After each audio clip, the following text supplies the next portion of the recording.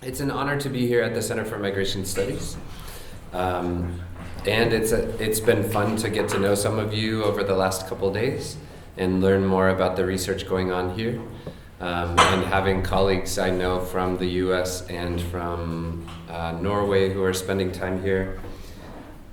What I'd like to do today is present some of the ethnographic research that started with my book Fresh Fruit, Broken Bodies and then has continued until now with some sort of new analysis and theorization of it. So the talk will be partially ethnographic and partially kind of a new theorization I'm working through related to temporality and eventfulness and sort of chronic injury. I may at the end talk a little bit about projects that this project is building into and kind of new sequelae from it that are becoming new projects. As an anthropologist from Berkeley, I'm trained to read you a paper. And when I'm in the audience, sometimes that is boring for me, but it's how I'm trained to be. As a medical doctor, I'm trained to give you a PowerPoint presentation, which also I find boring. So I'll do both. So there are two, and I'm happy to answer questions along the way or at the end. I'll probably speak for 45 or 50 minutes, and then we can have discussion afterwards. And I'm happy to answer questions about other aspects of this research that I am not talking about here if you want afterwards. So there are two primary problems that animate all of my research. You can also tell me if I'm speaking too California fast or something.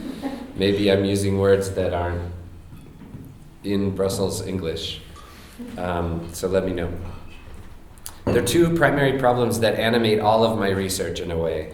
The first is, how do social structures and social hierarchies produce bodies, produce health, produce injury and disease for different categories of people?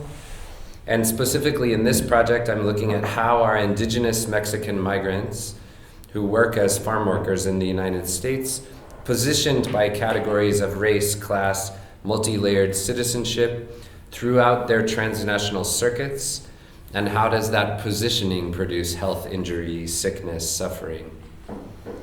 The second problem that animates my research is, how do these social hierarchies and socially structured health asymmetries come to be understood and treated as normal in society and natural in medicine? And when are they not treated that way? When are they confronted or resisted? Specifically in this project, how do representations both in public culture as well as in clinical medicine and biomedical science serve to make invisible or legitimate or justified the predicaments and illnesses of Indigenous Mexican farm workers? I should also say that I have not yet read Jakob's article about invisibility, so maybe that sentence will change after I read it. So I'll spend the first section of this talk kind of setting the ethnographic scene, sharing some of the ethnographic data, mapping social positions within agriculture in the US, and then I'll move into analyzing and theorizing these two problems. I have some slides.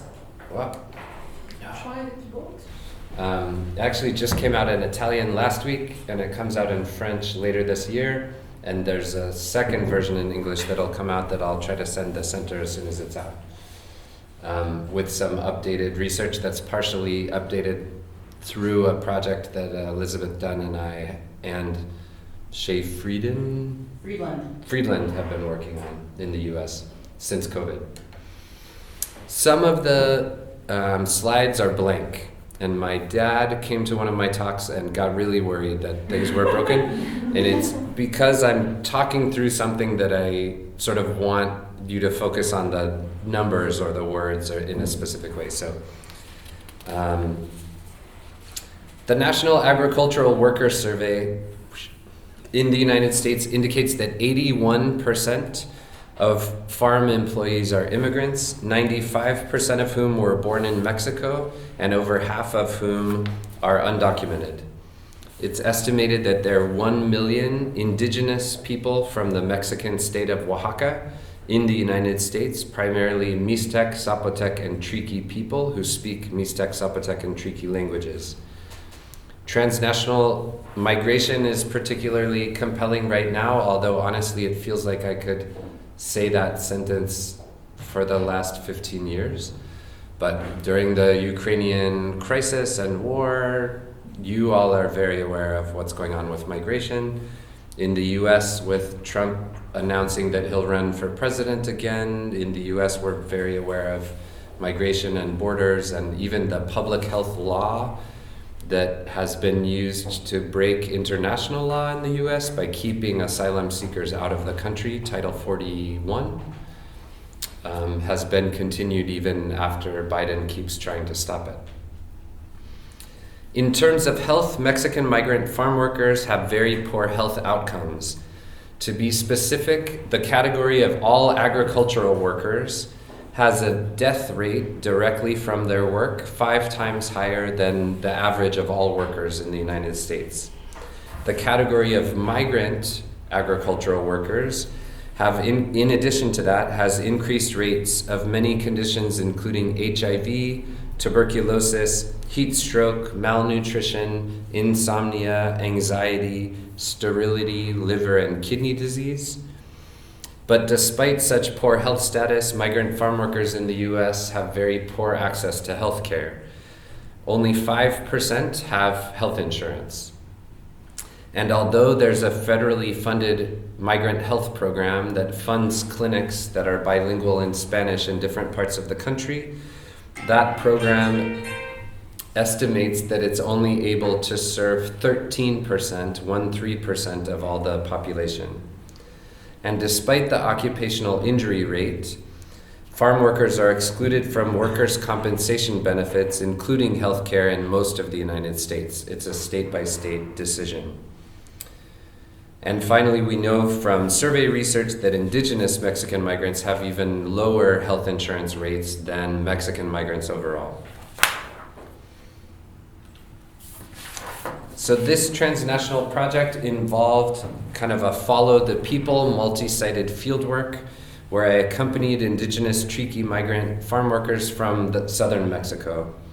The fieldwork began in Washington State and involved several months living in a farm labor camp, picking strawberries once or twice a week and blueberries after that, accompanying migrant farm workers to clinics and hospitals and social service institutions whenever they got sick or injured, and interviewing farm employees, migrant health doctors, and nurses.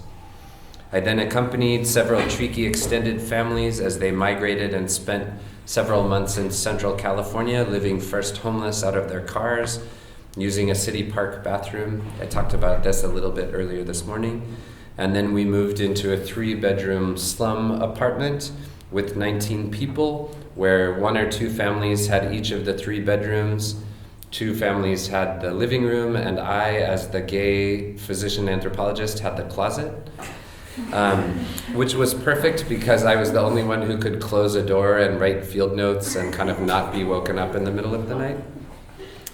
There isn't very much work in California in the winter, so most of the time we went to food banks and we went to churches that gave free lunches, and then sometimes we would get jobs for 4 days or 10 days pruning a vineyard that needed winter pruning done, but most of the time we tried to save money as much as we could.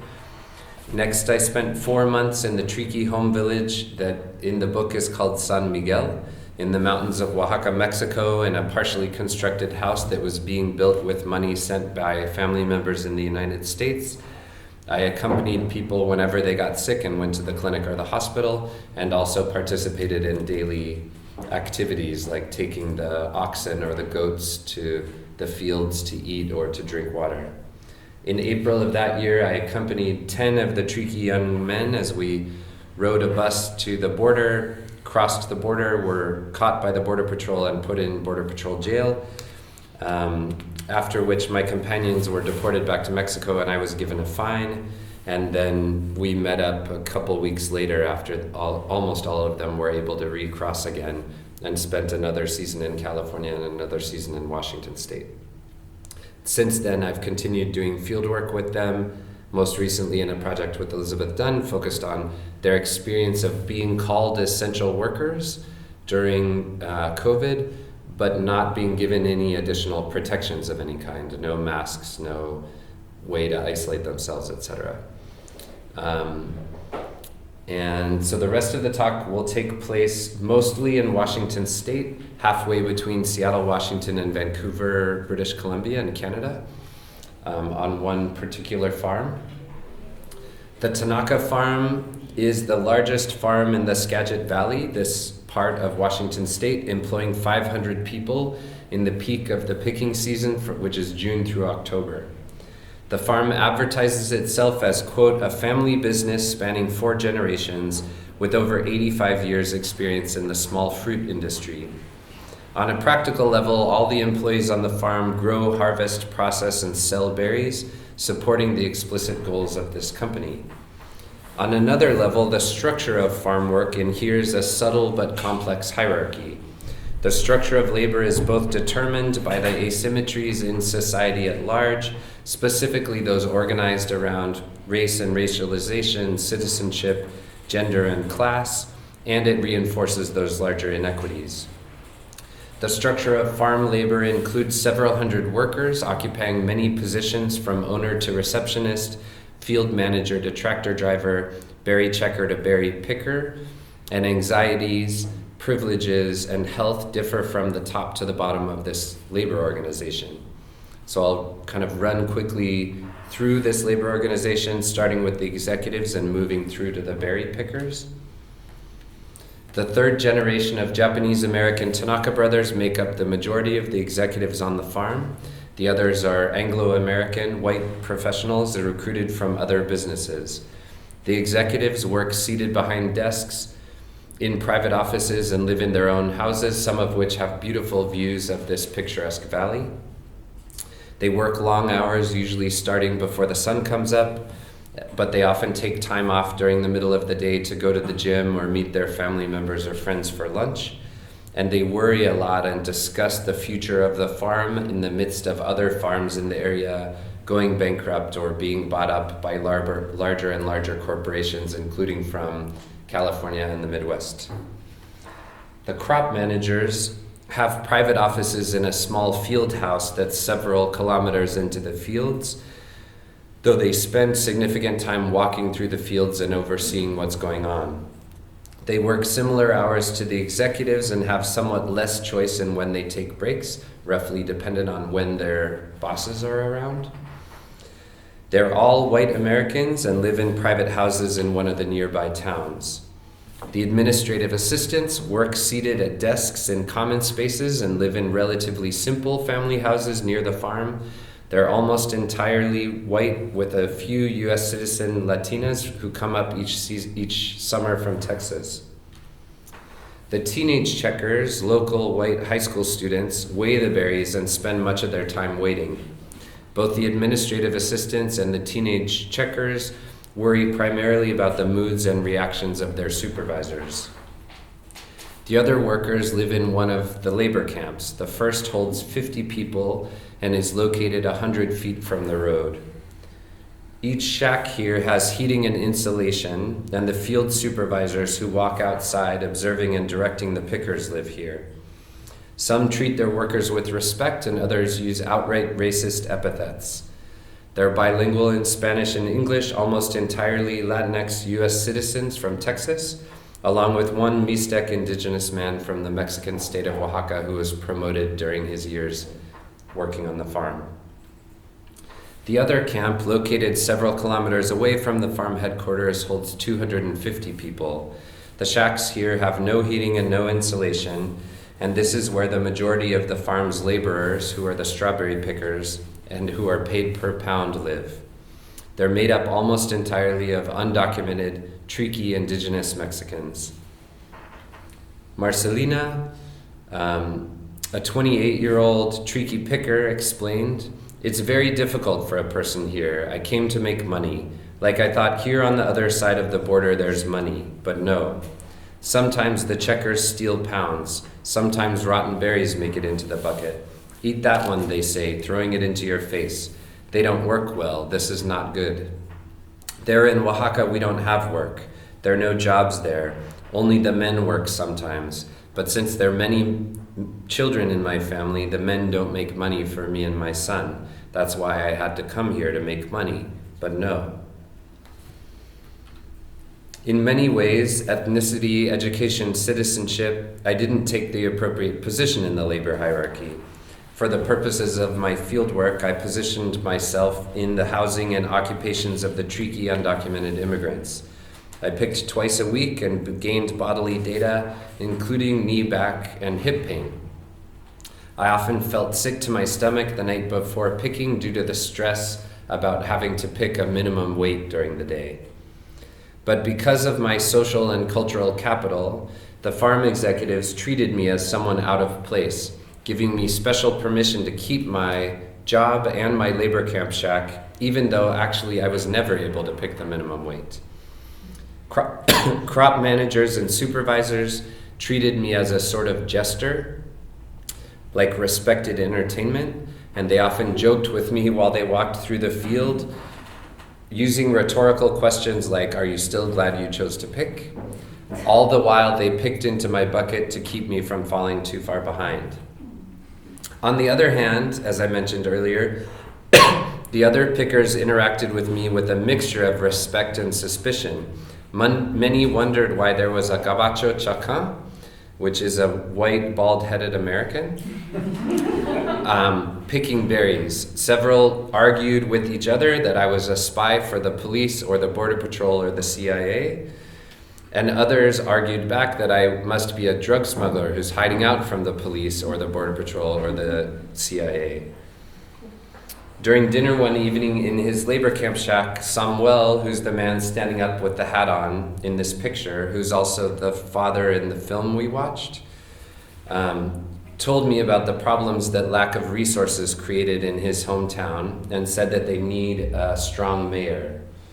And actually, I should point out that two of the community researchers hired on the project that Elizabeth and I are doing are these two kids.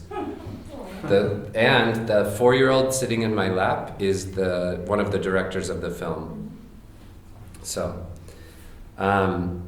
he told me they need a strong mayor, which in Spanish is a strong president, mayor of town. And I asked him if he would be mayor someday. But clearly analyzing social hierarchy, he said, no, you have to have education and money and ideas. You'll be presidente of San Miguel, Seth, and you can do a lot of good because we need a water pump and paved roads. Near the end of my research, he told me right now we and you are the same, we're poor, but later you'll be rich and live in a luxury house, a casa de lujo. And I explained that I didn't want a luxury house, I wanted a rather simple house, and I was honestly thinking of a little craftsman house in Seattle or Berkeley, and Samuel clarified his analysis, but you'll have a bathroom on the inside, right? So this ethnicity and citizenship hierarchy not only produces the labor and housing pecking order that we sort of just went through, but this whole complex maps onto directly the health inequities that I outlined at the beginning of the talk that are based in different categories: agricultural workers, migrant agricultural workers, indigenous migrant agricultural workers. The tricky people inhabit the bottom rung of this hierarchy in US agriculture with the most stressful, humiliating, and physically strenuous jobs, with the most exposure to weather and pesticides, and they live in the coldest, wettest shacks in the most hidden labor camp. In her essay on obesity, Lauren Berlant develops a theory she calls slow death. She thinks through temporality, suffering, and agency within contemporary political economies, and she defines slow death as, quote, the physical wearing out of a population or deterioration of people in that population that is very nearly a defining condition of their experience and their historical existence. Later, she states that slow death is, quote, the embodiment towards death as an everyday way of life. She describes this ordinary and taken for granted attrition of both life and agency in this context of contemporary forms of neoliberal capitalist exploitation. And I think in relation to migration, a lot of us are thinking in similar lines. She argues that slow death is not memorable and not capable of causing meaningful change because it's experienced as crisis ordinariness. Indigenous Mexican farm workers experience an everyday ongoing life in some ways akin to this slow death described by Berlant. Migrant farm workers suffer myriad health problems due to the conditions in which they live and work, including chronic pesticide and heat exposure, repeated carrying of heavy loads, regular work with dangerous machinery, and protracted harvesting while bent over or kneeling. It would be fair to mention that these chronic conditions that cause migrant farm worker injury also include re-regulation of the state in support of the market, for example, the North American Free Trade Agreement, which seems to have directly led to the migration of the Triqui people in the first place in the 1990s,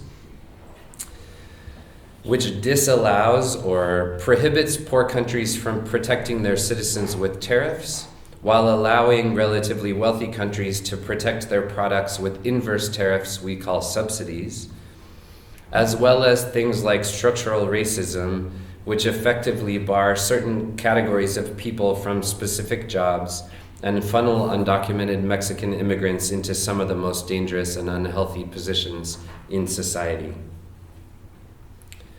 Farm work is defined by the temporality and I would say spatiality of slow death, where strawberries on the farm in Washington state are required to bring in a minimum of 50 pounds of ripe de-leafed berries every hour, otherwise they're fired and kicked out of the labor camp. In order to meet this requirement, they take no breaks from before sunrise until the afternoon when that field is completed. Many don't eat or drink anything before work because they don't want to have to take time to use the porta potty, the toilet. They work as hard and fast as they can, picking bent over at the waist 7 days a week, rain or shine, without a day off until the end of the berry season. They leave their families and homelands to hike through a very dangerous desert in order to survive. Yet these times and spaces of slow death, which is always, I would say, experienced as a gerund, in English ending with ing, it's ongoing. This injury is happening. It's never clear if the injury happened yet or if it is yet to happen. But injury is always kind of happening. It's part of every day. It's part of the work. It's part of life. These times and spaces of slow death are largely invisible as politicians ignore immigrant workers in the midst of ongoing debates on both sides of healthcare reform. And because of the contemporary racialized, classed, and illegalized definitions of the categories Mexican, and the category migrant, and the category farm worker, the chronic wearing out due to these labor and living conditions becomes deemed normal for, or even almost essential to, those persons and their bodies who are positioned in those social categories. Was that sentence too Borgesian and complex? I'll say it one more time. Because of the contemporary racialized, classed, and illegalized definitions of the categories Mexican, migrant, and farm worker, the chronic wearing out of bodies due to the labor and living conditions is deemed normal for, or even essential to, characteristic to, persons who are positioned in those categories.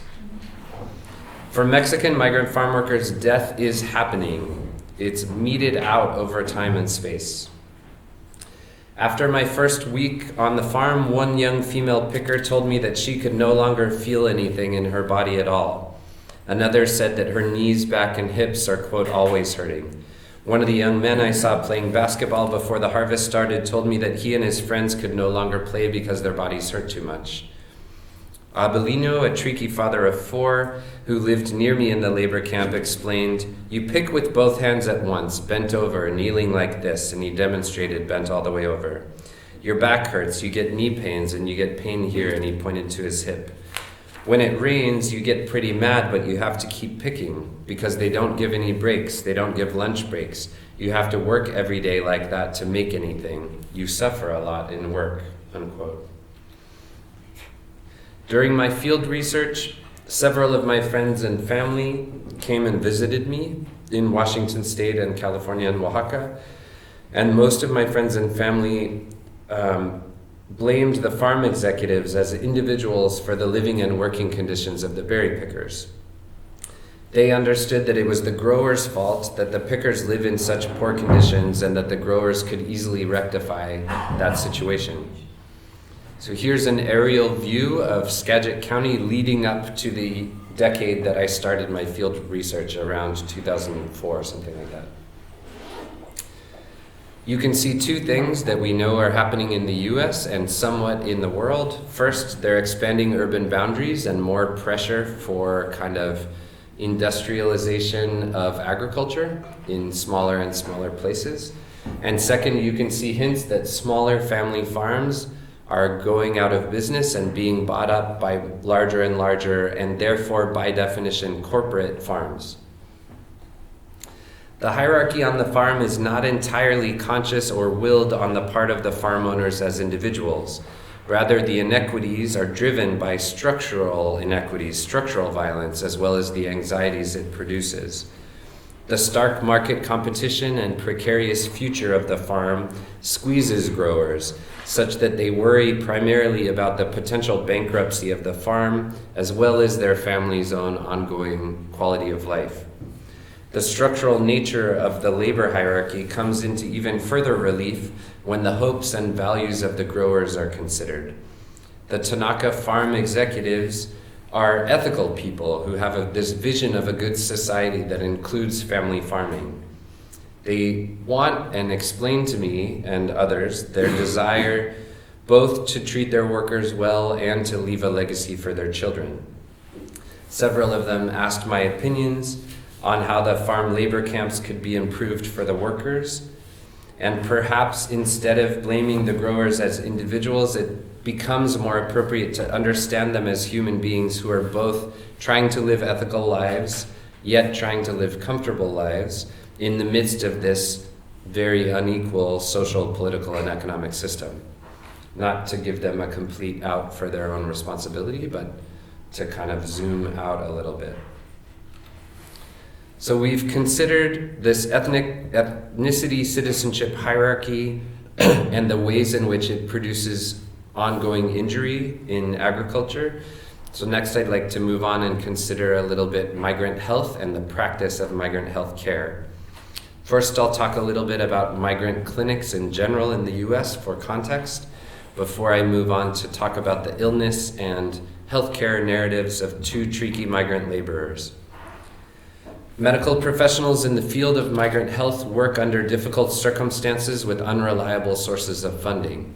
One governor in the state might give a lot of funding for diabetes education, and the next governor cuts that program and gives money for children's books in clinics. And then all of a sudden each clinic has to figure out, okay, what do we do with all the diabetic patients? And how do we, why do we need books? Medical professionals in this field often feel hopeless as they watch the health of their migrant patients systematically decline. Dr. Samuelson, a physician in the migrant clinic in the Skagit Valley, explained, "I see an awful lot of people just wearing out, 40-something or late 30s or early 50s. They're just worn out. They've been used and abused and worked physically harder than anybody should be expected to work for that number of years. They come out with this back pain. You work it up and it's not getting better and you don't think they're lying. It gets to the point where you have to give them an MRI scan and their back is toast. In their early 40s, they have the arthritis of a 70-year-old and they're not getting better. They're told, sorry, go back to what you're doing, and they're stuck. They're screwed, in a word, and it's tragic," unquote. At the same time that most health professionals in the field feel overworked and powerless to change the forces that are causing the ongoing injury of their patients, they also explain this commitment to work with this group of people. Many of them voiced this feeling that Mexican migrant farm workers deserve top quality healthcare, and most of them described this sense of having a calling to work with marginalized populations or underserved populations is the way medical people would talk about it. Abelino, the tricky father of 4 who I quoted earlier, lived near me in the labor camp and experienced acute pain in his right knee when he pivoted from one row to the other while picking strawberries. After continuing his work in vain hopes that the pain would go away, he told his supervisor about the incident. The boss said simply, "Okay," and drove away. Unsure of what to do, Abelino kept picking in great pain. 2 days later, work was abruptly canceled, and Abelino and I went to an urgent care health clinic. He ended up seeing 4 doctors and a physical therapist, usually without a translator in Spanish and never in Triqui. In the intervening months, he limped around the camp, taking care of his kids while his wife picked berries in the fields. The urgent care doctor explained that Abelino should not work. He should rest and let his knee recover. The occupational health doctor we saw the following week said Abelino could work as long as he didn't bend, walk, or stand. Abelino went to the farm office to ask for work of that sort, and the bilingual receptionist said no because no. After a few weeks, the occupational health doctor passed Abelino's care to a busy rehabilitation medicine doctor, who told Abelino and me that he must work hard picking strawberries in order to make his knee better. She asked me to translate that he'd been picking incorrectly and hurt his knee because he didn't know how to bend over. But notably, in her rushed schedule, she'd never asked Abelino any details about his work, including how he bends over. And years later, I saw Abelino in November. He still tells me that he has knee pain and that, quote, "Los médicos no saben nada," doctors don't know anything. Crescencio, another cheeky man living near my labor camp shack, approached me after picking one day and asked if I had any medicine for headaches. He explained that every time a supervisor calls him names on the job, makes fun of him, or reprimands him unfairly, he gets an excruciating headache in the center of his head. He told me that the headaches made him prone to anger with his wife and children, and that he did not ever want to become violent with his family and wanted help for his headache before that could happen. He'd seen a few doctors about this in Mexico and the US, as well as one traditional Triqui healer, but nothing had helped long term. The only thing that made his headache go away was drinking 20 to 24 beers, and then he would wake up without a headache. He explained to me that he had to use this remedy a few times in a given week, and I suggested that he go into the local migrant clinic to see if they could try something new for his problem. A week later, he told me that he'd seen one of the doctors in the clinic, but that, quote, "they didn't know anything." Later, I interviewed this physician about the interaction.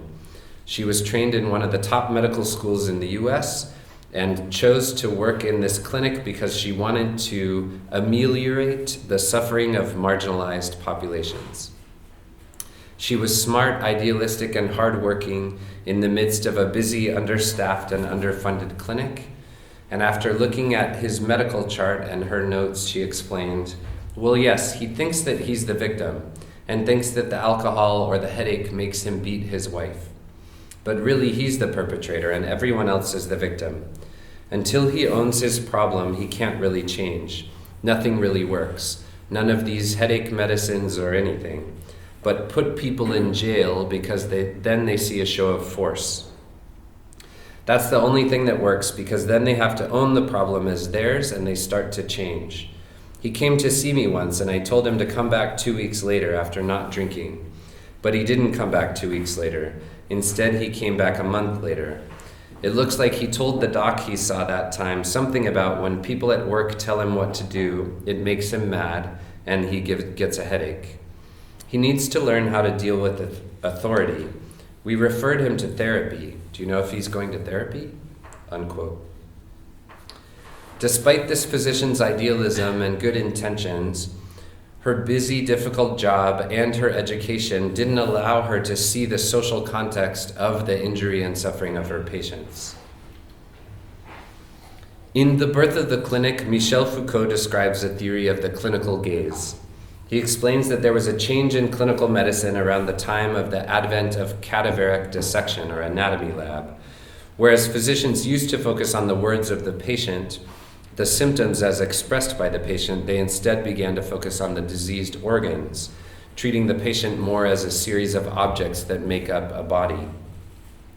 In Foucault's description, the primary question changed from, quote, what is wrong, to, quote, where does it hurt?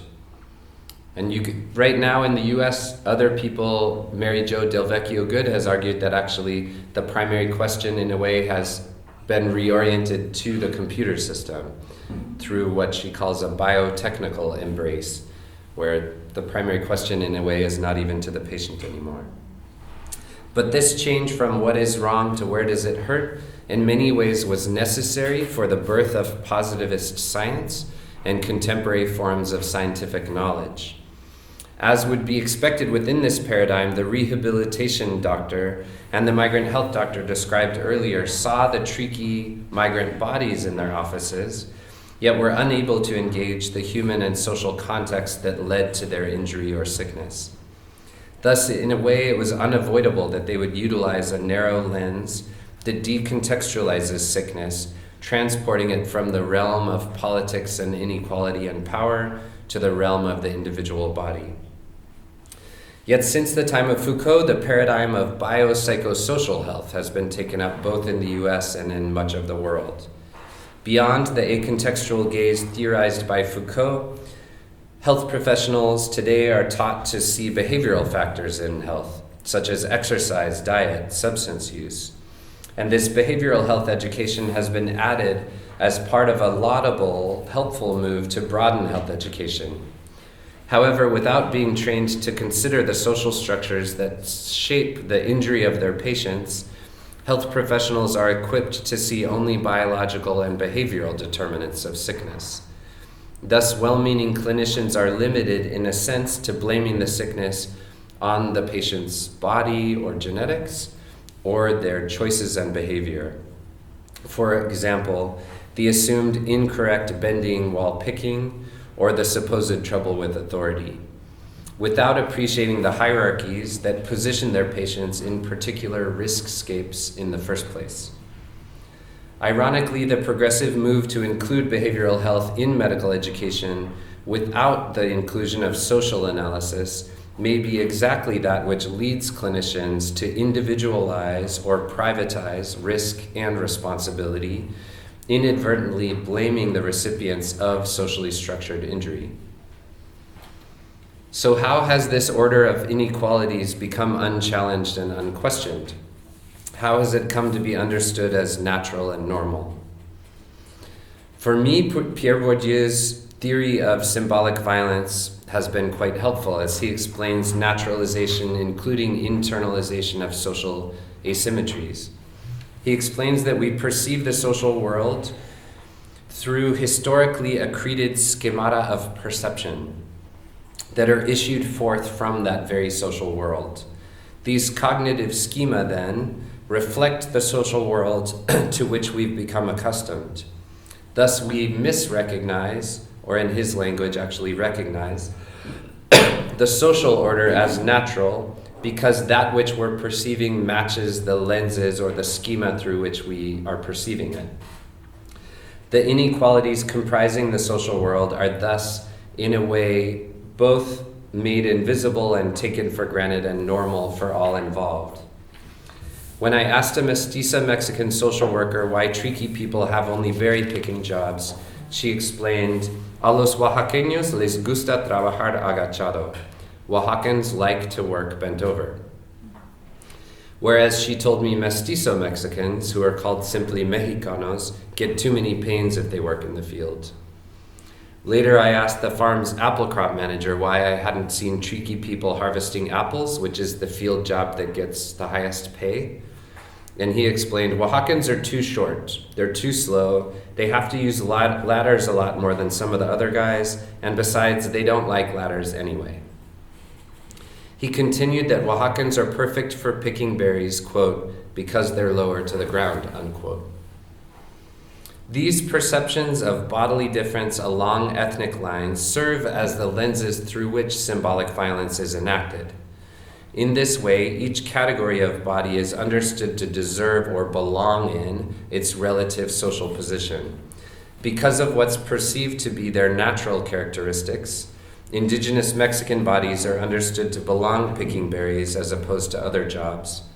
On the other hand, Mestizo Mexicans and white Americans are understood to have bodies that don't fit well in the strawberry picker category and belong in other positions.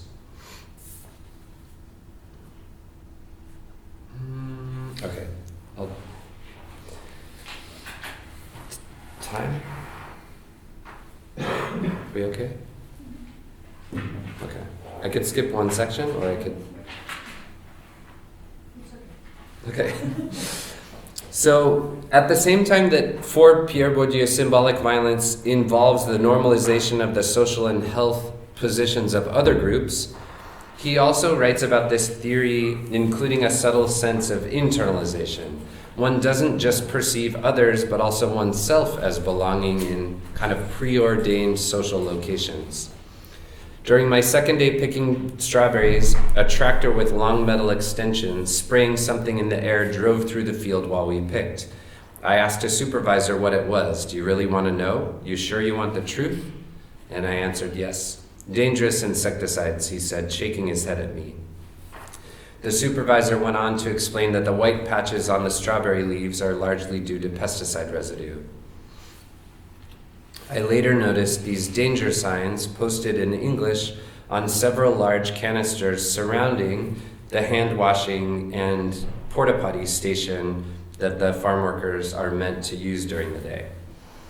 Strawberry pickers worked every day without gloves as the visible pesticide residues dissolved in a mixture of strawberry juice that stained their hands dark, kind of brown, maroon, red for the rest of the day. If they ate anything, they ate it in the fields while picking, often without washing their hands in order to save time so they could make the minimum weight and not be fired. The same week as the spraying described above, I received a video I'd ordered from the United Farmworkers, a farm worker union, about pesticides and the health risks of pesticides. And it was with celebrities. I think at the time, like Michael Jackson was in it, talking about pesticides and how they're bad for your health. Several of the Triqui pickers watched it with me in one of our labor camp shacks. And afterwards, like I do with anyone I watch a movie with, I asked them what they thought. One of them told me matter-of-factly, pesticides affect only white Americans, gabachos, because your bodies are delicate and weak. And in a way, I proved that to them by never making the minimum weight, even though I tried hard. Another confirmed, we Triqui are strong and hold out. Aguantamos is the verb. It's like, yeah, in English it could be long suffer or hold out, or there's not a perfect translation, and the others nodded. In this way, the Triqui pickers showed this sense of ethnic pride that might be necessary in the midst of this painful history of both discrimination and land dispossession, both in Mexico and the US. At the same time that this sense of pride appears simultaneously at certain moments to justify their position in the labor hierarchy. In effect, Triqui conceptions of honor at having strong, tough bodies may aid in making the destructive impact of their social positioning less visible. At the same time, I have to highlight that Abelino and Crescencio continued to demand care and continued to demand responsibility in a way from the farm, so it never was a complete process of internalization.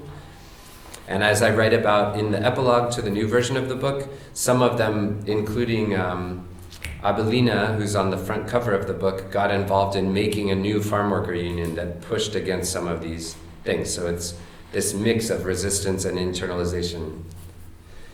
But in certain ways, the indigenous Mexican migrant body is forced to betray itself, specifically because of perceptions of ethnic difference. The migrant body is seen as belonging in its position in the very agricultural labor hierarchy that then leads to its deterioration. Or, based on conversations with Jakob and Elizabeth, maybe it's debilitation, probably. The ongoing injury inherent to segregated labor on the farm is so effectively erased precisely because its disappearance takes place at the level of the body, and thus, like the body, is understood to be natural. So in conclusion, attention to what is often hidden within transnational agriculture shows us this segregation of laboring bodies by perceived ethnicity and citizenship into a hierarchy that in turn produces correlated, ongoing chronic injury. Such inequities are effectively naturalized through the symbolic violence enacted by perceived bodily differences, including at times, perhaps, ethnic conceptions of pride. In addition, migrant health professionals tend not to see the labor hierarchy, nor its production of sickness or injury through their clinical gaze. Instead, they often blame patients for their suffering and recommend interventions inadvertently complicit with the social hierarchy. The structural nature of these inequities is illuminated by the fact that even idealistic farmers and clinicians who are trying to engage ethically in the world operate within this gray zone that neutralizes and sometimes often reverses their efforts at moral action. So if we as social scientists of migration are to orient our work toward contemporary problems and the possibility of positive social change, I would argue one thing we must consider is how we can denaturalize these social and political inequities, uncovering the linkages between social structures, symbolic violence, and slow death. In this way, these schemata of perception, as well as the social and political structures they reinforce, can be challenged and transformed. In addition, this academic project of denaturalizing social and health inequities can inform other forms of pragmatic, activist, policy, collaborative efforts at many levels, from including pickers in farm English classes, which at the time was not allowed, to including this concept of the social determination of health instead of the social determinants of health. So I'll do a side, sorry for the, whatever it's called. Digression, thank you. My English is bad. In Latin America, Latin American social medicine theorists write about the social determination of health as this process that can be changed but has political and capital interests behind it. And this determination is always this process that's ongoing. And they critique very strongly the Anglo, UK and US, but now more global, social determinants of health as this noun that is understood to be unchangeable, and the only thing that's changeable is not the characteristics of the people or the inequalities, but the mechanisms between those inequalities that are often assumed to exist, and then the mechanisms that lead to the health inequalities. And a lot of progressive public health research within social determinants of health does this, takes for granted inequities based on race and class, and then looks at how we can change the billboards or the behaviors or the mechanisms that lead to health inequalities, instead of looking at the processes that make the inequities or the hierarchies in the first place. Okay, digression. So including social determination of health in health education, from buying products from farms that treat workers fairly to lobbying politicians to change unrealistic and violent immigration policies, and finally toward activist and policy work for a more equitable global market, such that people may be free to but are not forced to leave their homes in the first place. So that's the end of my talk.